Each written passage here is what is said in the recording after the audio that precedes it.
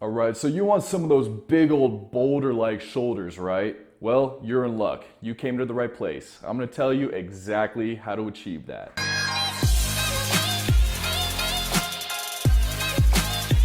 So it's no secret that when you have big, wide, round shoulders, you just look like more of a masculine man. You look more domineering and you definitely get more attraction from the women. So I'm gonna share with you guys the top 3 exercises that you can start implementing into your workouts right now to immediately see an increase in the size and width of your shoulders. So without further ado, let's get right into it. Okay, first thing I want to mention is that, genetics do play a bit of a part in the width of your shoulders. There's some people, like Dwight Howard, who just genetically have these wide shoulders, which mostly relies on the length of your clavicles, your collarbone. I unfortunately am not gifted in the collarbone area. I actually have very short collarbone, so I had to work extra hard to build up my shoulders. Also, I actually broke my collarbone on 2 separate occasions, so my right collarbone is actually a bit shorter than it actually should be. I don't know if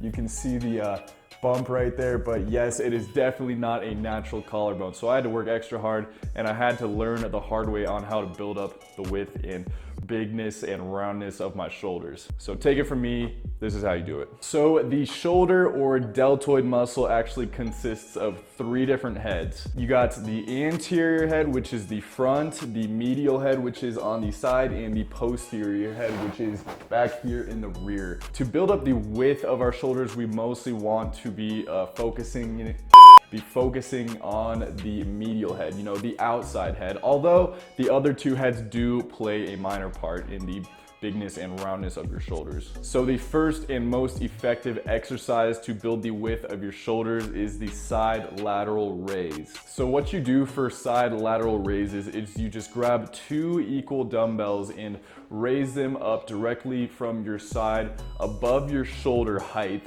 and then slowly go back down. But don't go all the way back down to your side because you don't want any resting in this movement. So if you bring it back down just before your side and then start the ascent back upwards, that's the perfect range of motion. You don't have to go too heavy because I don't want you to hurt yourself. And there's a saying that my dad used to say is, if you can make 10 pounds feel like 100 pounds, who's gonna tell your muscles? So I usually just use 15 to 20 pounds for 3 sets of 10 to 15 repetitions. Exercise numero 2 is the overhead press. The overhead press is a great mass building exercise, and it mostly focuses on the medial and anterior heads of your muscle. So what you do is you grab a weight, preferably a barbell with equal plates on either side. You start right here with the weight in front of your neck over your center of gravity. You want a little bit of bend in your knees, and then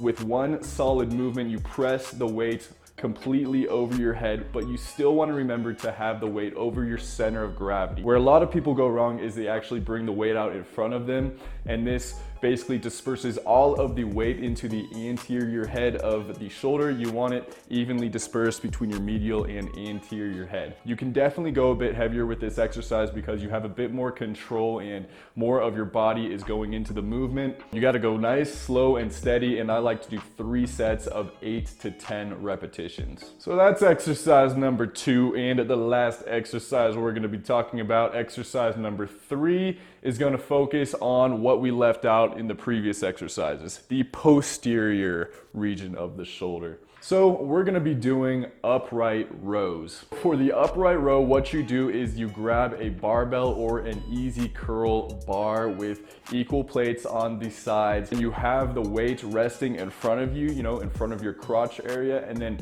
with one swift movement, you bring the weight up in front of your nose, basically. You want to contract your rear delt as much as possible so you're getting the full maximum effect of the exercise. You can have a little bit of give in your knees to get that momentum going, but you want a full range of motion all the way up and all the way down with each repetition. You can go moderately heavy with this exercise. I like to do 3 sets of 6 to 10 reps or as many as possible.